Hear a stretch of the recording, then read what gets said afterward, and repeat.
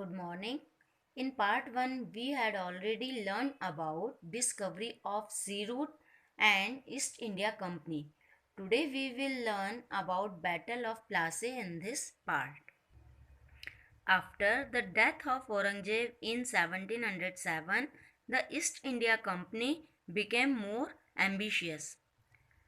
जब और औरंगजेब की डेथ के बाद जो कि 1707 में राजा था, उसके डेथ के बाद जो ईस्ट इंडिया कंपनी थी वो और पावरफुल हो गई और एम्बिशियस हो गई, महत्वाकांक्षी हो गई. The British had their own army to protect their trade. और उसके बाद जो ब्रिटिश थे, अंग्रेज थे, उन्होंने अपने व्यापार को चलाने के लिए और अपने व्यापार को प्रोटेक्ट करने के लिए अपनी ही आर्मी तैयार कर ली. They wanted to bring Bengal under their control. और वो चाहते थे कि पूरा बंगाल हमारे अंडर में आ जाए, हमारे कंट्रोल में आ जाए.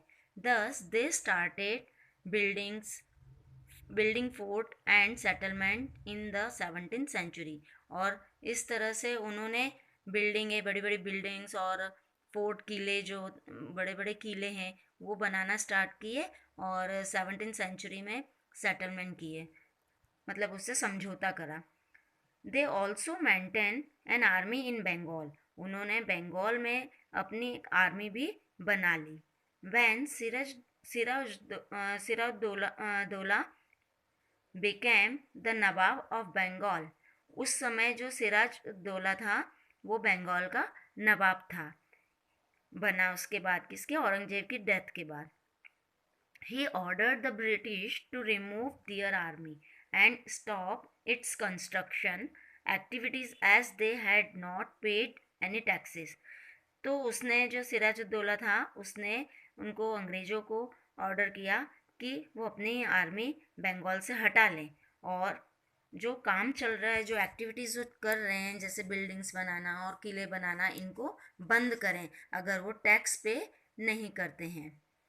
Later, when they denied, he marched against the British in 1756.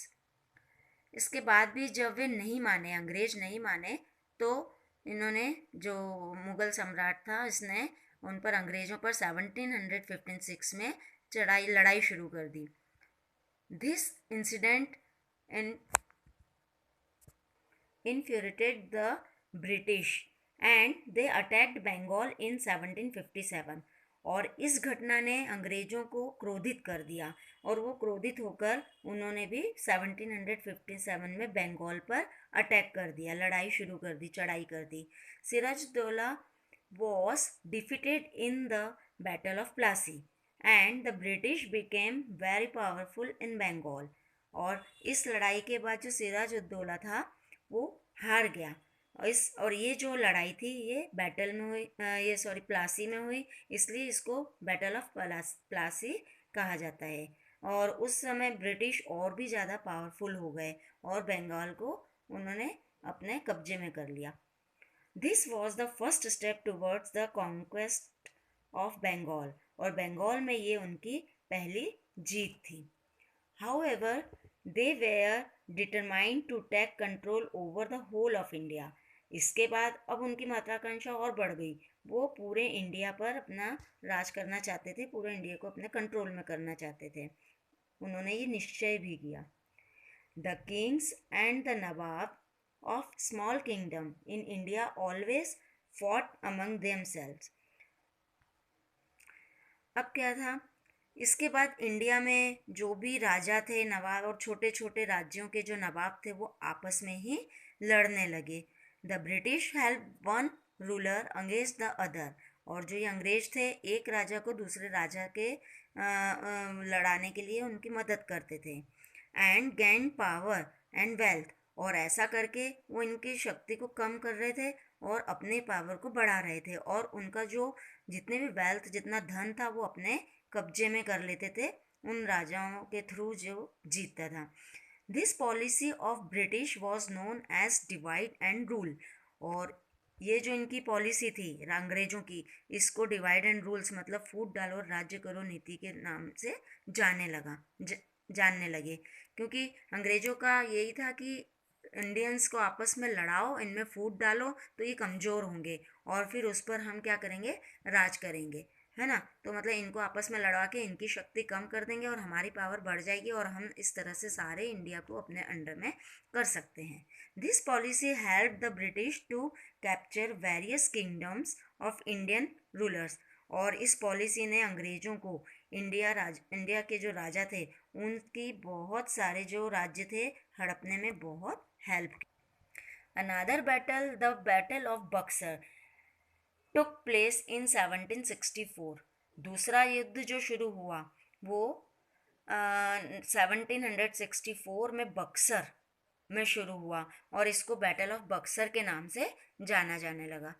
Between the combined army of the Mughal emperor Shah Alam second and the two nawabs with the British east India company. और इसमें कंबाइंड आर्मी थी जो Mughal emperor Shah Alam और to जो राजा थे, नवाब थे, उन्होंने east India British जो कंपनी थी उसके साथ लड़े और again the British emerge merge victorious. और लड़ाई के बाद फिर से क्या हुआ, ये ब्रिटिश थे जो जीत गए। इस लड़ाई में भी उन्होंने मुगल्स को हरा दिया। Thus the Bengal administration finally came under the British rule। और अब बंगाल का जो भी शासन था वो फाइनली अंग्रेज़ों के अंडर में आ चुका था। And the British east India company obtained the rights to collect revenues from the state। और इस तरह से अंग्रेज जो ईस्ट इंडिया कंपनी थी उन्होंने मतलब जितने भी स्टेट थे उनके काम काज जितने भी थे उनके राइट्स अपना प्राप्त कर लिए और उस पर अपना पॉलिसी और अपनी राजनीति करना शुरू कर दी। मतलब उन्होंने अपने अंडर में एक तरह से काम कर लिया कि पूरा काम इन्हीं अंग्रेज़ों के अंडर में होता था। जो भी इनके ये ऑर्डर देते थे वही काम इंडियंस को करना पड़ता था, बंगाल के लोगों को करना पड़ता था। After their victory in the Battle of Buxar, the British started extending their territories through various policies। अब इस जीत के बाद बैटल ऑफ बक्सर मतलब बक्सर की लड़ाई के बाद जो ब्रिटिश हैं उन्होंने क्या करा कि अब जो भी राज्य था उसको और विस्तार से करते चले गए, मतलब उसको और बढ़ाते चले गए। जैसे दूसरे राज्यों को भी अपने राज्य में मिलाकर इस तरह से उन्होंने एक टेरिटरी मतलब एक बड़ा क्षेत्र बना लिया अपनी नीतियों के को अपनाकर। According to one such policy, और एक पॉलिसी ऐसी थी जिसके अनुसार इन्होंने बोला कि द ब्रिटिश डिक्लेयर दैट, अंग्रेज़ों ने ये डिक्लेयर किया कि इफ़ अ किंग डाइड, अगर कोई राजा मर जाता है विदाउट अ नेचुरल हायर, जो उसका मतलब खुद का पुत्र नहीं है, अगर ऐसा कोई राजा है वो मर जाता है तो his kingdom would be taken over by the British, तो उसका जो भी राज्य है वो अंग्रेज़ों के कब्जे में चला जाएगा, मतलब उसको अंग्रेज अपने अंडर में कर लेंगे। This policy was called the doctrine of lapse, और इस पॉलिसी को डॉक्ट्राइन ऑफ लैप्स के नाम से जाना जाने लगा। मतलब उन्होंने ये चाल चली कि जो भी राजा है, अब क्या होता था पहले अगर राजा के पुत्र नहीं होते थे अपने तो वो क्या करते थे, किसी को गोद ले लेते थे और वो उनका पुत्र कहलाता था। लेकिन ये जो था इन्होंने ख़त्म कर दिया अंग्रेज़ों ने, और उन्होंने अपनी पॉलिसी के अकॉर्डिंग कि अगर उसका खुद का ही पुत्र होगा तो ही वो राज्य का वो बनेगा आगे राजा, नहीं तो वो राज्य उनके अंग्रेज़ों के कब्जे में चला जाएगा। Through this policy the British were able to occupy Jhansi, Nagpur and many other kingdoms. और इस पॉलिसी के द्वारा अंग्रेज़ों ने बहुत से बहुत से किंगडम थे जैसे झांसी, नागपुर और इसके अलावा दूसरे राज्य थे उनको अपने राज्य में मिलाने के लिए बहुत हेल्प मिली इस पॉलिसी से। The subsidiary alliances was introduced by the lord Richard Wellesley, who was the governor general of India from 1798 to 1805. The subsidiary alliances means महागठबंधन की कई पार्ट, जैसे क्या होता है कई पार्टियों को मिलाकर जब एक पार्टी बन जाती है तो उसको बोलते हैं सब्सिडियरी अलायंसेस। तो ये जब इसका इंट्रोड्यूस मतलब इसको कौन लेकर आया था, एक लॉर्ड रिचर्डसन वेलेस्ली थे जो कि इंडिया के गवर्नर थे, और वो इंडिया के गवर्नर 1798 से 1805 तक रहे। इन्होंने इसकी शुरुआत की थी इस पॉलिसी की। अकॉर्डिंग टू दिस पॉलिसी, इस पॉलिसी के according Indian rulers under British protection, जितने भी राज्य थे इंडिया के वो सब अंग्रेज़ों के प्रोटेक्शन में थे, मतलब उसके देख रेख में थे।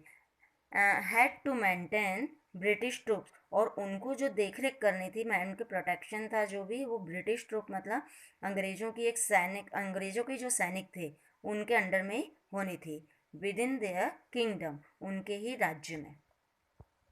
This gave the British control over the affairs of many kingdoms, और इस तरह अंग्रेज़ों को बहुत से राज्यों के जितने भी कामकाज थे वो अपने कंट्रोल में करने की एक बहुत बड़ी help milli.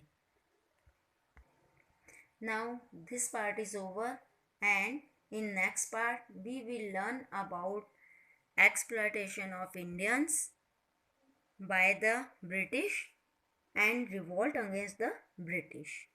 Thank you and have a nice day.